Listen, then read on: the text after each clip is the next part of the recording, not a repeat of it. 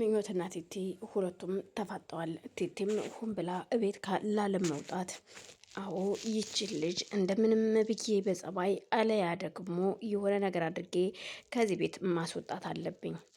እሷን ካስወጣው በኋላ ራሴን አንሰራፍቼ መኖር እችላለሁ። ቤክ ከዛም በኋላ በቁጥጥር ስር ትውላለህ። ወደድክም ጠላህም ከዚህ በኋላ የኔና የኔ ብቻ ነህ።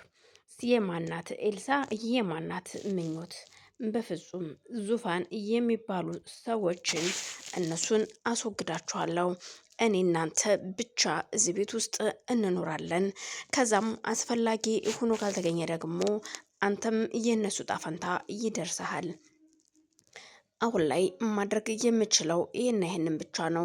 ምክንያቱም እኔን እያዩኝ ያሉት ሁሉም በጥላት አይን እንጂ የሚያቀርበኝም ሆነ የሚያፈቅረኝ ሰው እንደሌለ ተረድቻለሁ።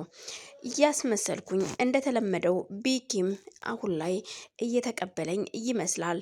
ግን የሚቀበለኝ ደግሞ እንዲህ ላንተ ብዬ እንደዚህ በመርፌ ተወግቼ መድኃኒት ተመርዣለሁ እያልኩኝ እሱን ሞራሉን ጫወትበታለሁ። ትንሽ የምትከብደኝ እቺ የተረገመች ዙፋንና ምኞት ናቸው። እነሱን ደግሞ በሚያሳምን መንገድ አሳምናቸዋለሁ። መንገድ አላጣላቸውም ስትል ብቻዋን እቤት ቁጭ ብላ ማውራት ትጀምራለች። ምኞትም ቢኪን ማንም ሰው እንደማይወስድባት ሁሉም ሰዎች ቢኪ የኔ ነው እያሉ የሚከራከሩበት፣ ይሄን ሰው ግን ቆይ ምን ሊያደርጉት ነው? እኔም አሁን ላይ በውስጤ የማስበውና የምመኘው እንደሱ አይነት የሆነ መልካምን ሰው ነው። ግን ደግሞ እቺ የተረገመች ሴት ከየት ነው የመጣችሁ? አሁን እሷም እርግጠኛ ነኝ ተነጋግረው ተመካክረው ሁለቱ እህትማማቾች ቢኪን ለማጥፋትና ለማጥመድ ነው የመጣችው እንጂ የእውነት ሌላ ነገር አይደለም። እንዴት አንድ ወንድ ሁለት እህትማማቾች ልናገባው ብለው ይጣሉበታል? የሚገርምና የሚደንቅ እኮ ነው። ቆይ ግን ለምንድን ነው ቢኪ ከቅልፉ የማይነቃው? አሁንም እሱ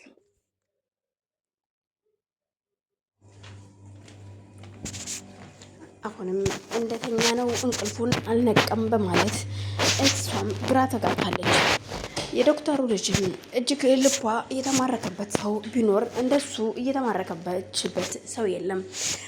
እሱም መልካምነቱ፣ አነጋገሩ የሚያዳምጠኝ ነገር አለ።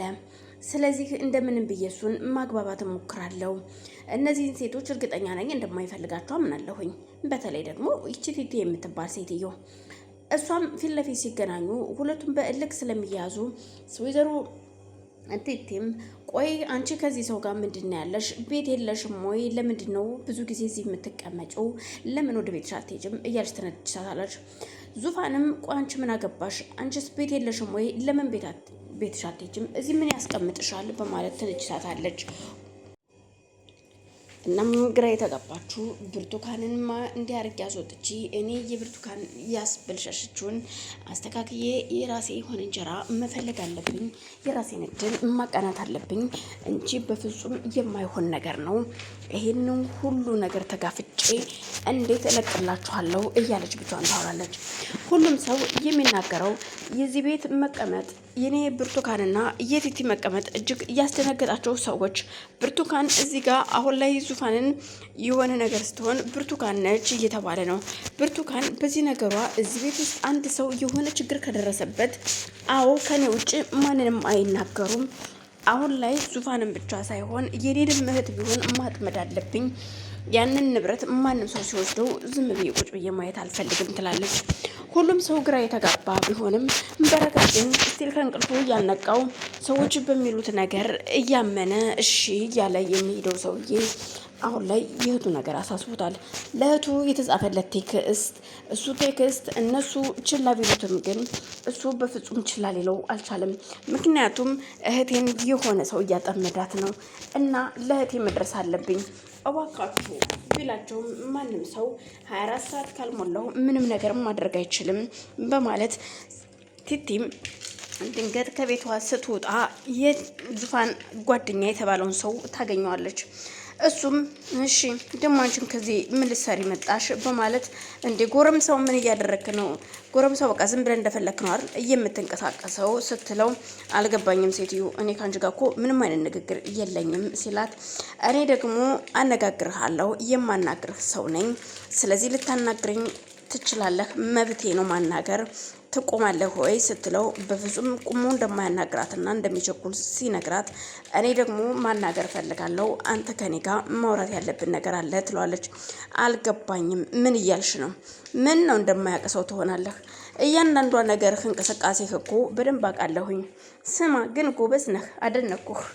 የእውነት አንጫጫሃቸው ዙፋንን ልትገድል ነው ብለህ እየጻፍከው ቴክስት ስትለው ምንድነው የምትይው አንቺ ምን ትቀባጅሪያለሽ ሲላት አይ እውነቴን እኮ ነው ምን ነው እውነታው ስለተደረሰብን ነው እንዴ እንዴት እንደዚህ ትያለሽ በማለት ቆየት አባሽ ነው ያየሽኝ ምን አገባሽ አንቺ ደግሞ እኔ ከዚህ ውስጥ ምን አገባኝ ሲላት ኧረ እባክህ ተው እንጂ አይተናል እኮ ይኸውልህ ዙፋን ወደ መጸዳጃ ክፍል ስትሄድ ስልኳን አንስተህ አንተ አይደለህ እንደ ጻፍክለት ለቢኪ ስትለው እንዴት እንደዚህ ትኛለሽ በማለት እሱም አላደረኩኝም ከታየሽኝ በማለት ቢጠይቃትም በቃ ያየ ሰው አይቶሃል ነበረ መልሷ።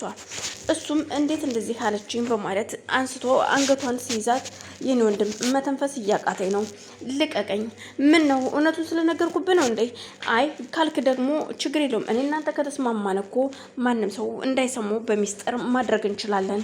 ከዛ እኔ እናንተ አብረን መስራት እንችላለን ስትለው አንቺ የተረገምሽ ጭራሽ ከአንቺ ጋር ነው ወይ እኔ የምሰራው እንዴት እንደዚህ ታደርጊያለሽ በማለት እያንቃታል።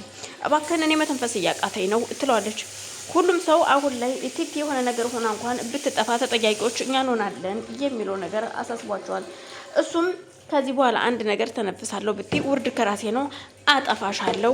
እየተከታተልሽኝ ነበር ወይ እየተከታተልሽ ነው ወይ በማለት እዩልሽ አሁን ከዚህ ካጠገቤ ጥፊ አይካልሽ ግን ሲጣርጌ ነው መገልሽ ነግሬሻለሁ በማለት የብርቱካንን ስም ከጠራ በኋላ እንደገና ከዚህ በኋላ አንድ ነገር ተነፍሳለሁ ብትይ በማለት ብርቱካንን ስምም ለማስቀየስ ቢሞክርም ቲቲ ግን አንተ የብርቱካን ተላላኪ ሰው ነህ ማለት ነው በማለት አንገቷን ይዛ ወደ ቤት ትሄዳለች። ወደ ቤት የሄደችበትም ምክንያት እሷ ፈጥና ለመናገር ሳይሆን እሷም አጥምዶላት ዙፋንን ከዛ ጋር ገለል እንዲያደርግላትም ሳይሆን እነሱ ሁለቱን ማጣላትና ሁለቱን አለያይታ የንብረት ወራሽ መሆን ትፈልጋለች።